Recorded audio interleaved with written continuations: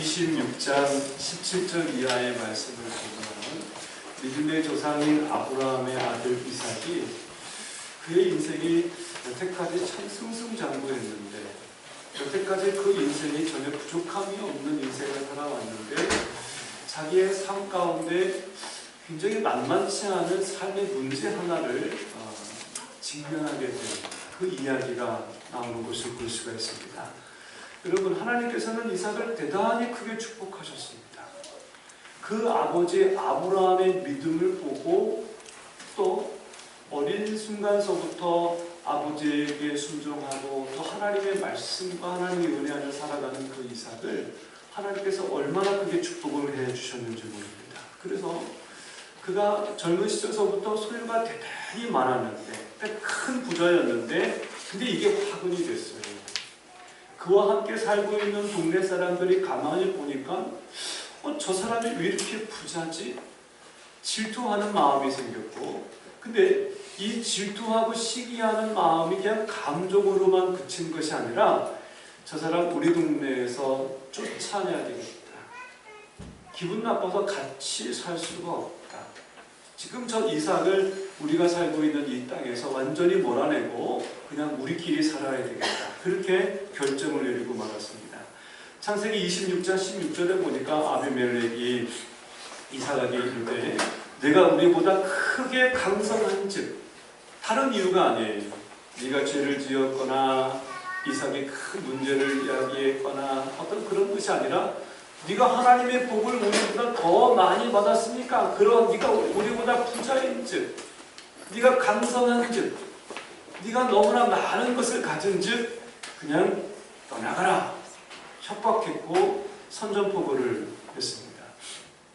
이쯤 되면은 성격이 강인하신 분들은 왜 그래 하고 싸울 수도 있고 뭐 그럴 수도 있겠으나 이삭이 그들의 이야기를 그대로 들어줍니다.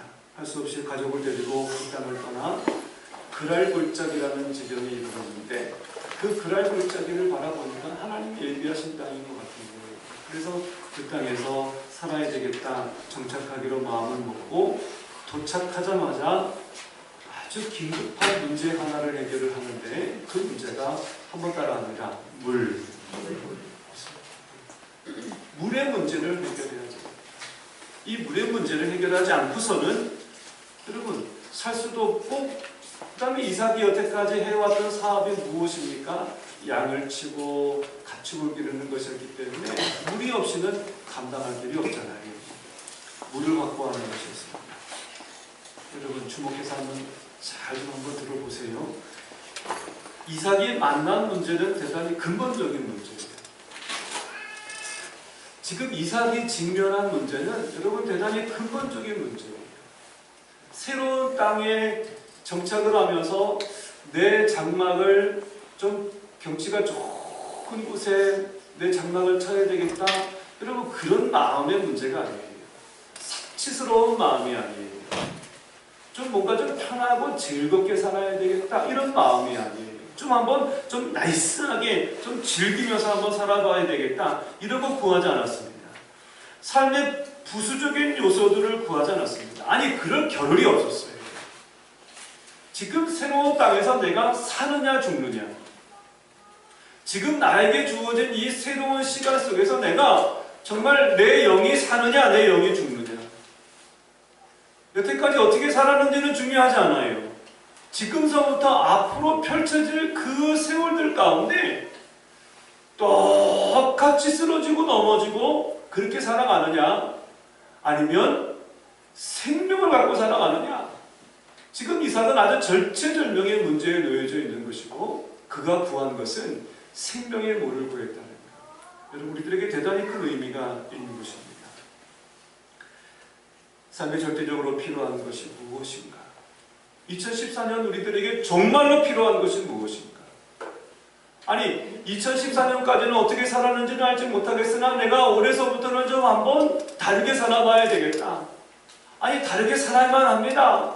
그러려면 내가 과연 내 마음 가운데 어떠한 간구가 있어야 되겠고 하나님 앞에 절실하게 구하긴 구해야 되겠는데 하나님이 응답하시는 것을 내가 바라보아야 되겠는데 내가 과연 무엇을 싣고 무엇을 기도하고 무엇을 하나님 앞에 간구할 것인가? 여러분, 사실은 오늘 우리가 대단히 중요한 문제에 우리가 봉착해 있는 것입니다. 우리 가운데 가장 큰 골칫거리가 무엇입니까? 아들입니까? 딸내미인가요? 여러분, 우리들에게 있어서 가장 큰 골칫거리는 무엇입니까?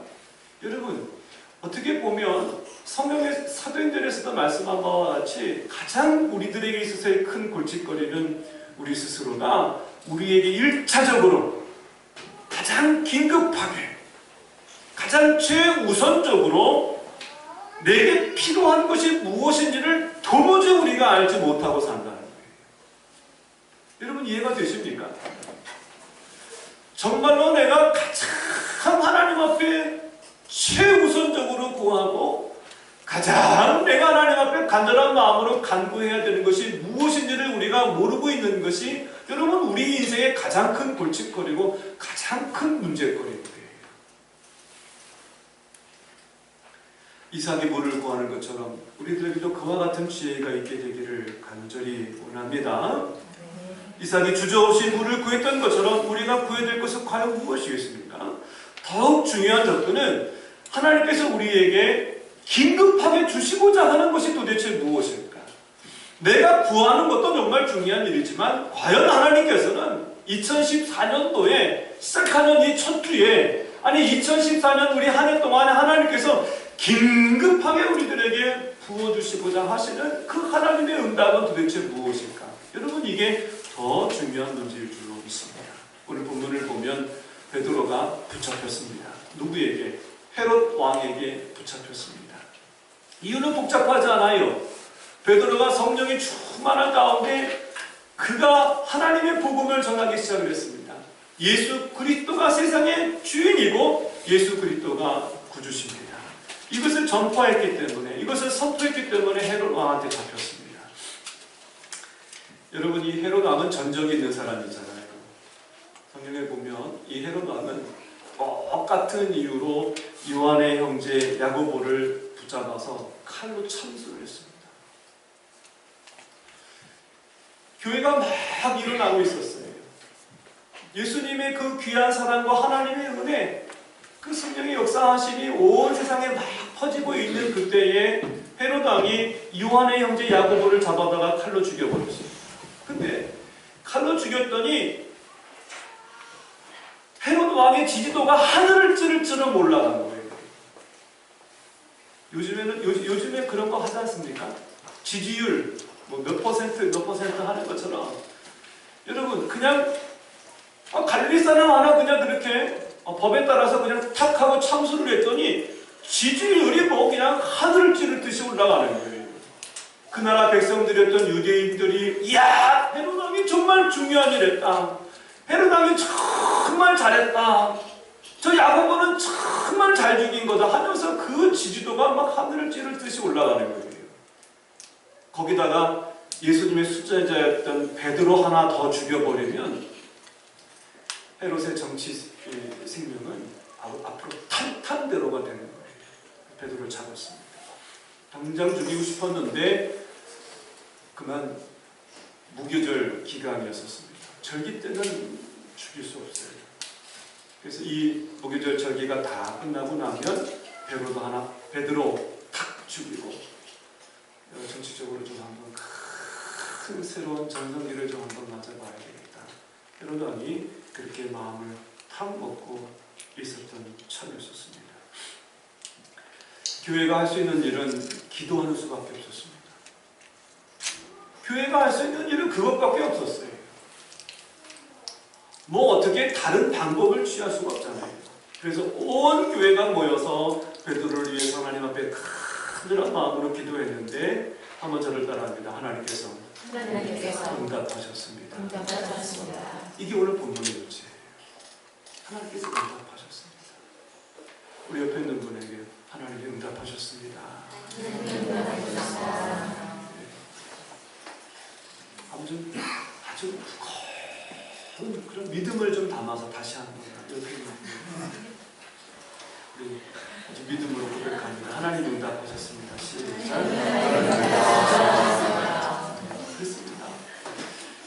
주목하기를 바라는 것은 하나님의 응답입니다. 하나님께서 주시고자 하는 거예요. 여러분, 우리가 기도하면서 그냥 막연하게 그냥 그때그때 떠오르는, 내가 이것도 한번 구해봤다가 저것도 한번 구해봤다가 이것도 기도해봤다가 저것도 기도해봤다가, 여러분 이런 것 말고 정말로 내 영이 원하는 것이 무엇인지, 네?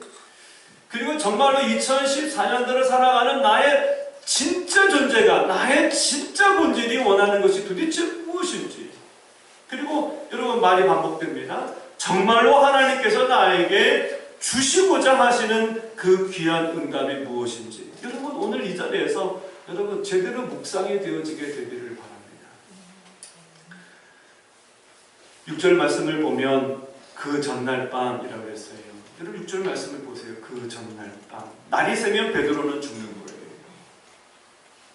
날이 새면 절기가 끝나는 거예요. 날이 새면 베드로는 이제 끝장나는 거예요. 그날 밤에 교회는 날이 새면은 베드로 사도가 죽는구나. 날이 새면은 베드로가 죽는구나. 하나님을 향하여서 간절한 마음으로 전심으로 기도했는데 한 가지 여러분에게 묻습니다. 하나님의 응답이 어떻게 임하셨습니까? 오늘 우리가 잘 읽어봤잖아요. 하나님의 응답이 어떻게 임하셨습니까? 우선 그 베드로가 갇혀있던 그 방 안에, 그 옥중에 큰 강채가 비쳤습니다. 그리고 천사가 베드로를 흔들어 깨웠습니다. 일어나시오, 일어나시오. 천사가 흔들어 깨웠습니다. 그리고 옥문이 열렸습니다. 그리고 베드로가 자유의 몸이 됐어요. 교회의 기도가 그렇게 응답이 됐어요. 우리가 성경에서 읽으면서 발견한 내용들이 바로 그런 내용들이에요. 틀림없는 사실입니다. 그런데 그보다 훨씬 이전에, 그보다 더 본질적인, 가장 근본적인 하나님의 응답이 따로 있었다는 걸 우리는 발견해야 합니다. 옥중에 강한 빛이 비춰지고, 그리고 천사가 나타나고, 그리고 강한 능력으로 그 옥문이 깨져버리고, 그리고 베드로가 옥 밖에 나와서 교회로 돌아가는, 여러분 이러한 눈에 보이는 그러한 응답보다도 더 본질적인 응답이 그 이전에 있었고, 베드로는 그 응답을 지금 누리고 있는 거예요. 6절을 한번 같이 한번 읽어볼까요? 같이 한번 읽습니다. 시작. 헤롯이 잡아내려고 하는 그 전날 밤에 베드로가 두 구집 틈에서 조셉에 누워 자고 있었더라. 아멘. 거기까지만 읽습니다. 여러분, 베드로는 한 가지 사실을 알았고 한 가지를 느끼고 있었습니다. 첫 번째, 베드로는 이 절기가 끝나고 내일 아침이 되면 자기가 죽는다는 사실을 알고 있었어요. 그건 어떻게 거부할 수 없는 일입니다. 이 밤이 지나고 나면 내가 죽는구나. 이 밤이 지나고 나면 내가 죽는구나.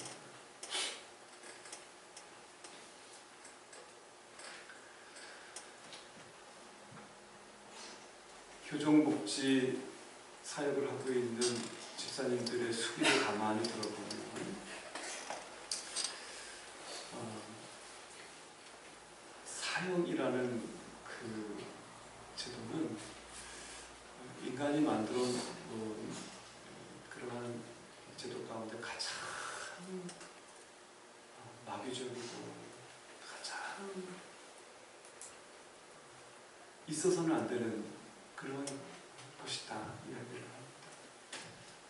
이제 본인이 죽을 날이 다가오면, 자기 사형 집행이 결정이 되고 나면 그냥 그 자리에서 배설을 하는 거예요. 그 두려움 때문에 배설을 하고, 그 다음에 아주 어린 아이처럼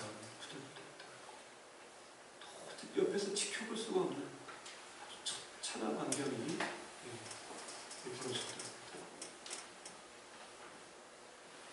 드라마에서 그런 장면들이 가끔 나와서 많은 사람들이 패러디를 했습니다.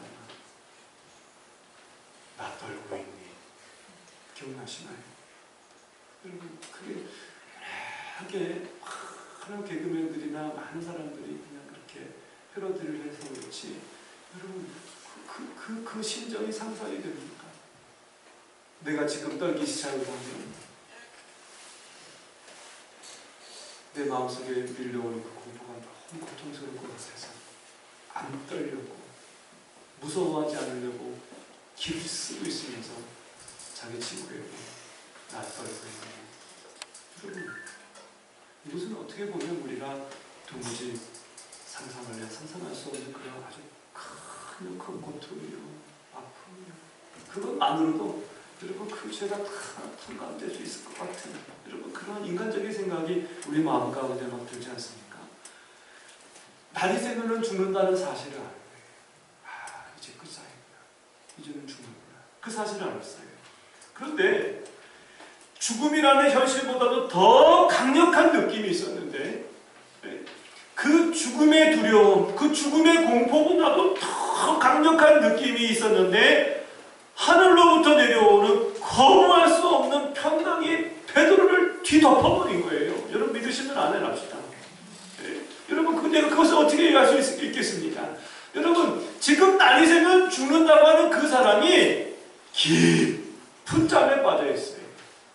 그것도 시퍼런 칼을 들고 있는 그 군사 틈에서 자고 있어요. 아주 무거운 쇠사슬에 온몸이 그냥 그렇게 묶여있는데도 베드로가 깊은 잠을 자고 있는 거예요. 왜? 지금 내가 내일 아침이면 죽을 수도 있다는 그 무서움과 두려움보다도 더 강력한 하나님의 평강이 지금 베드로의 심령을 덮어버린 것입니다.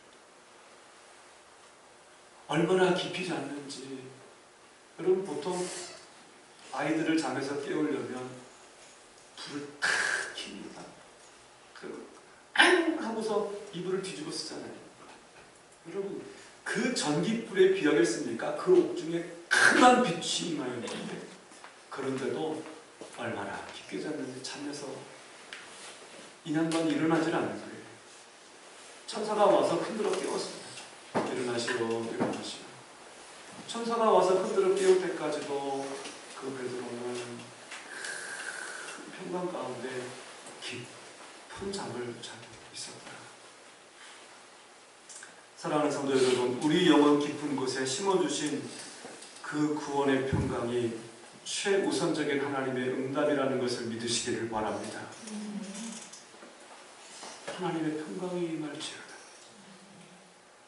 하나님께서 부어주시는 거부할 수 없는 그 평화의 마음이 여러분 우리 모든 성도들에게 임하게 되기를 주님의 이름으로 축원을 드립니다. 어떤 문제가 있습니까? 어떤 고민이 있습니까? 어떤 고통이 있어서 기도하는 가운데 있습니까? 여러분 하나님의 응답은 내가 구원받는 그 사실로부터 내가 하나님 앞에 구원받았다는 그 부인할 수 없는 그 사실로부터 계속해서 밀고 올라오는 그 평강이 나의 심령을 완전히 점령하는 것으로부터 시작이 된다는 것. 이게 하나님의 기도 응답의 시작이라는 것. 여러분 2014년도를 시작하면서 우리의 마음 가운데 여러분 잘 새기고 출발하는 저와 여러분이 되기를 바랍니다. 여러분 하나님의 평강에 사로잡힙시다. 하나님의 평강으로 우리의 마음이 여러분 근본적인 평화를 회복하는 저와 여러분이 되기를 바랍니다. 아멘 계십시오.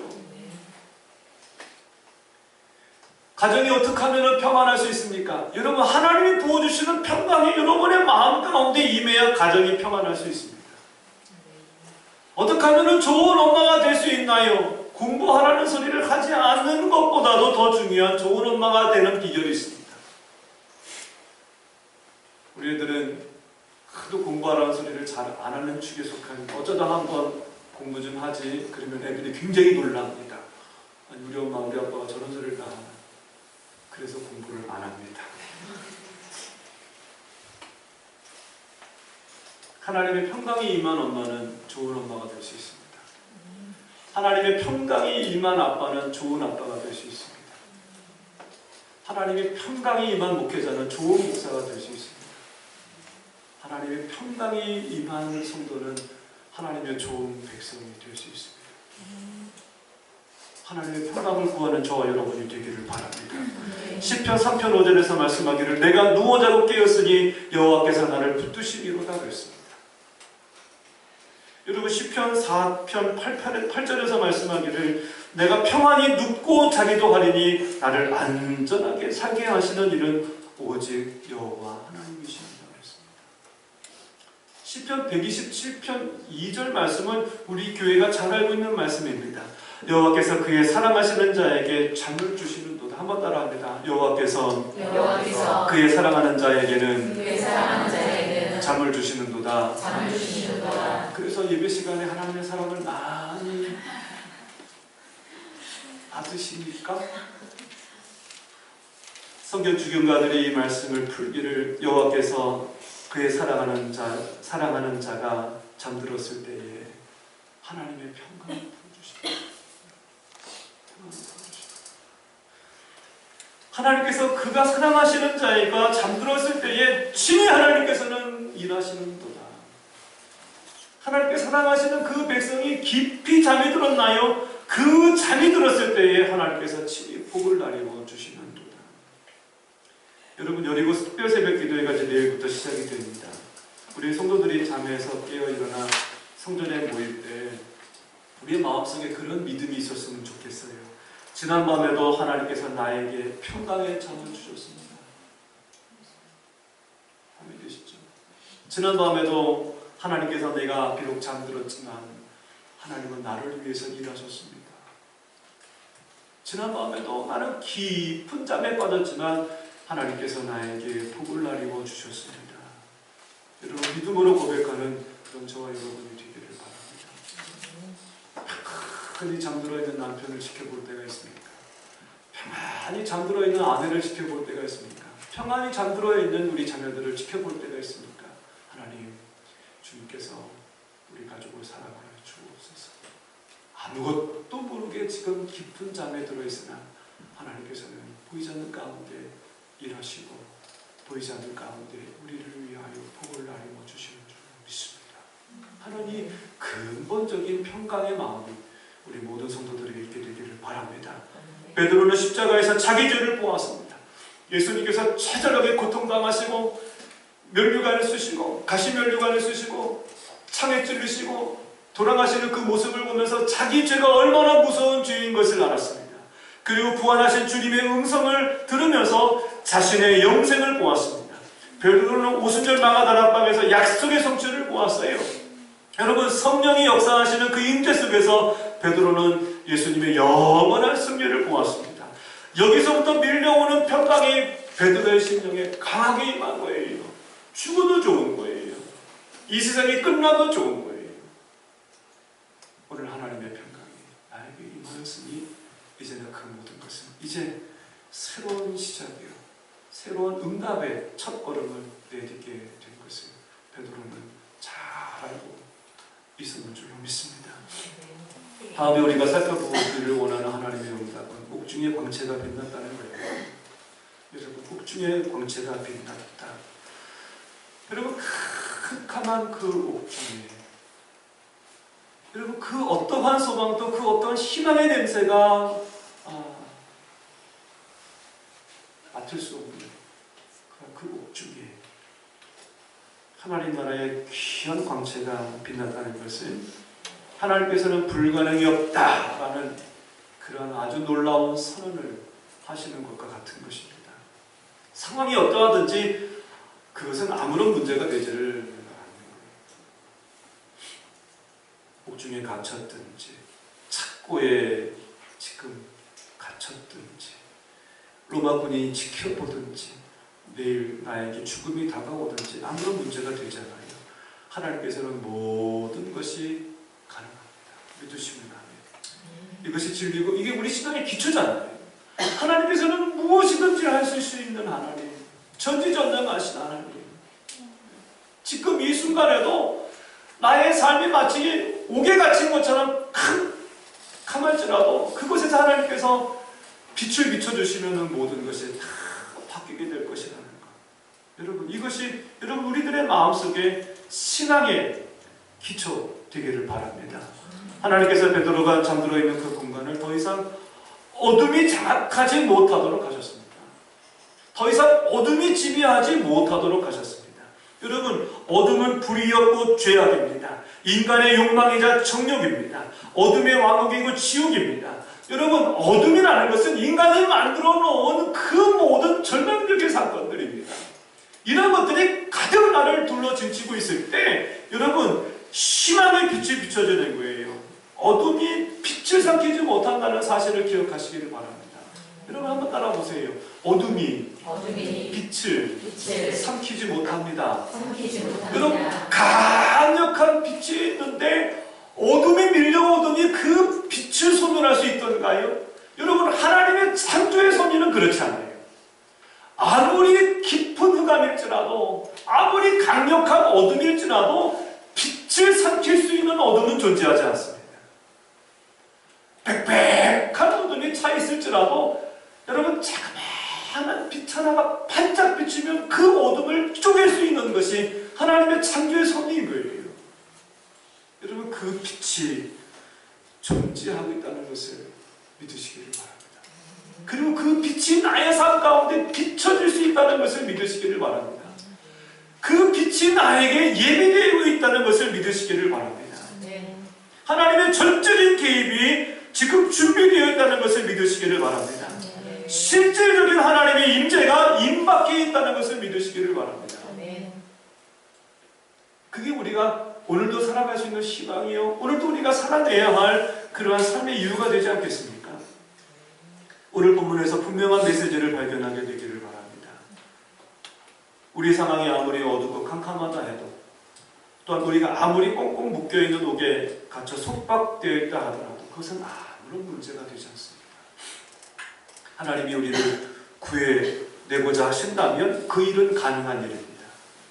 하나님께서 우리를 자유를 주기를 원하신다면 그 일은 반드시 이루어질 줄로 믿으시기를 바랍니다. 우리 귀 옆에서 이런 소리가 들립니다. 온몸을 묶은 사슬이 너무 튼튼해. 이렇게 들리는 거예요. 저 로마의 정예 부대가 너를 지키고 있어. 들리는 거예요. 빗장과 자물쇠가 최신형이야. 자꾸 내 귀에서 들리는 거예요. 헤롯의 명령이 너무 지엄해. 헤롯이 목숨을 걸었거든요. 여기서 베드로 죽이면은 헤롯은 인기 있는 왕이 되는 거예요. 지엄해. 육중한 철문이 가로막고 있어. 한번 따라합니다. 너무 늦었어.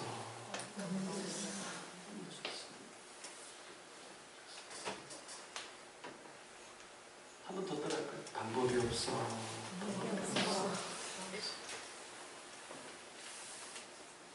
이게 또 심해지면 이렇게 됩니다. 에라 모르겠다.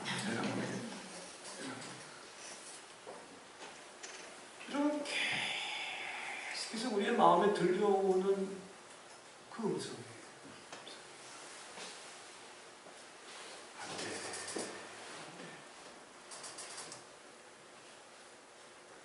그러나 괜찮습니다. 우리가 육신을 입고 있는 이상 그런 소리는 계속 들릴 수밖에 없어요. 그런 것들은 전혀 문제가 되질 않아요. 하나님께서 선을 행하고자 하신다면 빛이 임하면 어둠이 물러가는 것입니다. 여러분, 이 진리를 우리 가슴에 강하게 세우게 되시기를 바랍니다. 한번 저를 따라합니다. 빛이 임하면 어둠이 물러갑니다. 아무런 희망이 없던 베드로는 결과적으로 바깥으로 나왔어요. 결과적으로 교회의 품으로 돌아갔어요. 틀림없는 사실이에요. 여러분, 이것을 성경에 기록한 이유는 무엇이겠습니까? 이 일은 지금도 일어나고 있다는 거예요. 지금도 우리들에게 있다는 거예요. 아무런 소망이 없는 작고 작은 연약한 자들일지라도 여러분, 하나님께서 그들에게 희망을 주시고 빛을 주시고 그리고 반드시 주님께서는 이 땅에서 선을 이루실 것이라는 것을 믿고 묵묵하게 기도하는 여러분, 우리 순복음 나눔에게 성도들이 되시기를 바랍니다. 믿으십니까?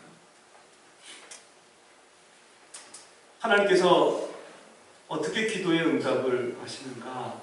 라고 물어보면 우리는 지금 두 가지를 밝혀봤어요. 먼저 우리들에게 거부할 수 없는 강력한 평강으로 역사하십니다. 두 번째는 하나님께서 우리에게 빛을 비춰주셔서 불가능이 없으신 그 하나님의 능력에 의지하는 믿음을 우리에게 부어주십니다. 세 번째는 무엇이겠습니까? 그것은 하나님께서는 우리의 생각을 초월하는 방법으로 응답하시는 겁니다. 베드로가 나와서 따라갈 때 천사가 하는 것이 생시인 줄 알지 못하고 환상을 보는가 아니라 그랬습니다. 여러분, 베드로는 놀라운 환상을 보고 있다고 착각했습니다. 강력한 빛이 비춰졌죠. 천상의 존재가 내려왔죠. 저절로 모든 문들이 열리고 창고가 풀렸죠. 이 일들을 보면서 베드로는 믿을 수가 없었어요. 불가능한 일이었습니까? 여러분, 하나님께서 우리들에게 응답해 주시는 그 기도의 응답, 여러분 그 가능성, 우리 작은 머리로 제한하지 않게 되기를 바랍니다. 제한하지 맙시다. 여러분, 우리가 아는 그 범주 안에서만 우리가 기대하고 있나요? 여러분, 우리가 경험한 그 범주 안에서만 역사하나요? 어저께 잠깐 제가 착각을 해서 자동차를 스타렉스를 끌고서 엔진 오일을 가려고 가보니까 글쎄 10,000km를 달리는 동안 엔진 오일을 안 간 거예요. 중간에 한번 갈았다고 생각을 했는데 깜짝 놀라서 가서 이제 가보니까 목사님 10,000km 뛰었습니다. 5천에 한 번씩 가셔야죠. 나는 가는 줄 알았는데 그렇게 됐어요. 그랬더니 또 아시는 얘기가 브레이크 등이 다 나갔어요. 미등도 다 나갔는데 앞에 헤드라이트가 나가가지고 윙크를 하고 다니십니다. 아무튼 그래서 그냥 다 했습니다. 그래서 제법 그래도 제가 좀 탔지요, 이 차를. 그랬더니 목사님 차가 쌩쌩합니다. 앞으로 한참을 더 타셔도 괜찮겠습니다. 그래서 내가 고맙습니다. 여러분, 제가 그 차를 보면서 항상 제 마음 가운데 제 자신을 책망할 때가 있습니다. 여러분, 그 전에 타던 차가 프리스라는 승용차였는데 이 차가 가끔 가다가 서요. 근데 얘가 지가 서는 게 아니라 내가 쓸 수밖에 없는 상황을 걔가 만들어요.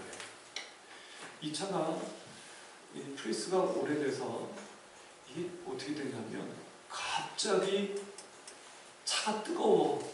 운전을 하는데 앞에서 여기가 훅 하고 밀려와요. 그래서 내가 히터를 내가 4단이나 틀었었구나 하고서 끌려고 하니까 히터를 안 켰는데도 뜨거워. 그래서 제가 엔진 온도 체크 등을 보니까 엔진 온도 체크가 거의 끝에 가 있어요. 그래서 차를 세워놓고 이게 왜 그런가 알고 보니까 이 차가 오래됐다 보니까 자꾸 냉각수를 얘가 푹 하고 지가 먹어요. 그래서 부어도 한 이틀 타면 떨어지고 이틀 타면 떨어지고 이쯤 되니까 도저히 이 차를 더 이상 탈 수 없는 상황이 됐을 때 여러분, 하나님의 응답을 제한하지 맙시다. 제가 기도하기를 주여, 제가 돈을 한 500만 원만 어디 빌릴 데가 없을까요? 한 600만 원만 빌릴 데가 없을까요? 한 5, 600만 원만 빌리면 한 5년쯤 탄 스타렉스를 중고로 어떻게 대충 살 수도 있을 것 같은 그런 계산이 들어서 제가 기도하기를 하나님, 스타렉스 3년이나 5년 된 것 10만 안짝으로 제가 그때 알아보니까 그렇게 살 수도 없는데 아무튼 제 생각에는 10년 안짝으로 10만 안짝으로 믿습니다. 그러면서 제가 가능한 범주 안에서만, 그래서 우리 누구한테 한 200만 원 뭐 이렇게 대충 이렇게 모으면은 대충 한 스타렉스 중고 살 수 있을 것이다. 그렇게 하나님의 역사를 제가 제안하지 않았습니까? 근데 여러분이 잘 알잖아요. 저 스타렉스는 그렇게 구해진 게 아닙니다. 어느 날 표소를 저를 위해서 기도하시던 어떤 장로님이 전화를 하시더니 목사님 지금 바로 현대자동차 대리점에 가세요. 제가 왜 갈까요? 가셔서 마음에 드는 스타렉스 그냥 하나 사시고 결제는 제가 하겠습니다. 할렐루야. 저는 그런 걸 생각도 해본 적이 없고 상상도 해본 적이 없는데 하나님은 그렇게도 역사를 하시더라고요.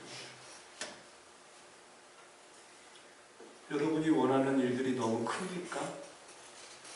여러분이 바라는 일들이 너무 무지막지한 겁니까? 여러분, 우리가 지금 소망하는 것이 인간의 힘으로는 안 될 것만 같습니까? 그렇다고 하나님의 응답의 가능성을 제한하지 않게 되기를 바랍니다. 네, 그렇게 되기를 바랍니다. 저는 이것을 믿을까 말까 고민을 한참 한 적도 있습니다. 지금은 소천하셔서 안 계시는 이우열 장로님이라는 장로님이 계세요. 근데 그 장로님이 광명순복음교회 초대 장로님이었고 지금이 안산 어디셨나 이제 그렇습니다.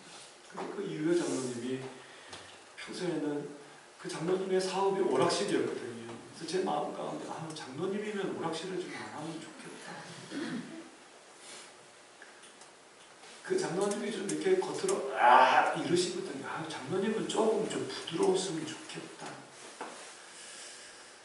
좀 항상 좀 그런 좀 아쉬운 마음이 저한테 있었습니다. 그런데 그런 선입견이 한 번에 사라지는 그러한 일이 있었어요. 그 장로님이 우연찮게 저하고 이런 얘기를 나눴습니다. 전도사님, 전도사 시절이었으니까 전도사님은 배고파 본 적 없지. 장로님, 저는 배고파 본 적 있어요. 전도사님도 배고파 본 적이 있나? 제가 금식하면 많이 배고픈데. 아니 그런 거 말고 자기가 금식해서 안 먹는 거 말고 정말 먹고 싶은데 없어 본 적 있어. 살아계셨으면 여든이 훨씬 넘으신 분이니까 그분은 보릿고개를 경험하셨기 때문에 그 얘기를 하셨습니다. 근데 그분이요 이런 얘기를 해요. 정말로 먹을 것이 없어서 너무 고통스러운데 온 교회 성도들이 모여서 이 배고픔의 고통을 위해서 기도를 했더니 여러분 저도 확인을 안 해서 좀 안타깝습니다만 대나무에 열매가 있나요? 모르죠. 몰라. 나도 몰라. 나는 그냥 그 장로님의 간증만 난 그냥 전하는 거예요. 그러니까 여러분 뭐 과학적으로 전화해봐서 목사님 그 대나무 열매 없대는데 이러지 말고 그냥 그 장로님의 간증이에요. 온 교회가 모여서 지금 다 굶어 죽게 생겼으니까 기도했다는 거예요. 근데 듣도 못한 것이 대나무에 열리더래요. 그래서 그거 따다 먹었대. 그리고 살았대요. 그 다음에 또 열리기를 바랬는데 그때는 안 열리더래. 그래서 저는 속으로 만난갑다. 그게 만난가? 또 그다음부터 내가 그 장로님을 제가 함부로 여기지 못합니다. 오늘날에도 급하면 만나가 내릴 수 있다는 것을 저는 믿습니다. 그리고 오늘날에도 하나님께서 급하시면 하늘에 날아가는 메추라기가 우리 앞에 후둑 떨어지는 역사도 저는 일어날 수 있다고 믿습니다. 하나님이 급하시면 오늘날에도 시황호가 쫙 끊어지는 일이 있을 수도 있다고 저는 믿습니다. 하나님께서 반드시 이루어야 되겠다면 오늘날에도 여리고성을 무너뜨리듯이 한 도시를 하나님께서 심판하실 수도 있다고 저는 믿습니다. 하나님의 능력을 제한하지 맙시다. 여러분 그 불가능이 없으신 하나님께 기도드리고 있다는 사실을 기억하시길 바랍니다. 지금 우리가 관심을 기울이고 있는 것은 혹시 감옥, 파수꾼, 쇠사슬, 철문 뭐 이런 거에 지금 우리가 관심을 기울이고 있습니까? 아니에요. 하나님께는 그런 것들은 아무것도 아닙니다.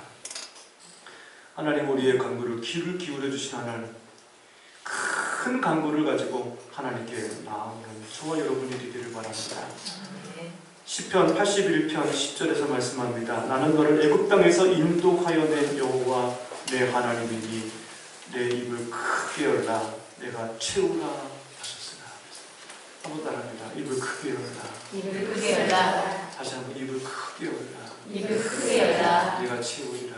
내가 채우리라. 입을 크게 열라. 내가 채우리라. 그러면서 그 시편 기자의 고백이 더욱 우리의 가슴을 위협합니다. 내 백성이 내 소리를 듣지 아니하며 이스라엘을 나를 원하지 아니하는구나. 입을 크게 열어라. 내가 너를 구원하기를 원하고 내가 너를 지금까지 인도하는 애굽에서 끌어낸 여호와 나 아니냐. 입을 크게 열어라. 입을 크게 열어라. 그러나 하나님의 한탄이 거기 있습니다. 내 백성이 내 소리를 듣지 아니하며 이스라엘이 나를 원하지 아니하는구나. 죄악 가운데 있구나. 불의 가운데 있구나. 지금 그럴 거예요. 여러분, 그분이 들어주실 수 없는 간구는 없습니다. 이것이 바로 하나님이 기도하시는 응답의 방법인 거예요. 여러분, 우리의 생각하는 그 생각, 그 방법 이상의 능력으로 하나님께서 우리 가운데 임하실 줄로 믿고 주님 앞에 간절한 마음으로 기도하시고 2014년도 하나님 주시는 그 놀라운 영적 평가, 하나님이 비춰주시는 그 놀라운 의로운 빛, 하나님께서 허락해 주시는 그 놀라운 초월적 능력이 우리 모든 성도들의 삶 가운데 차고 넘치게 되시기를 주님으로 축원드립니다. 우리 옆에 있는 분에게 그렇게 삽시다. 기도하겠습니다. 은혜가 풍성하신 하나님 아버지, 기도의 응답이 임하기를 원합니다. 아버지 하나님, 하나님께서 우리에게 부어주시는 참된 영적 생명력이 우리의 삶 가운데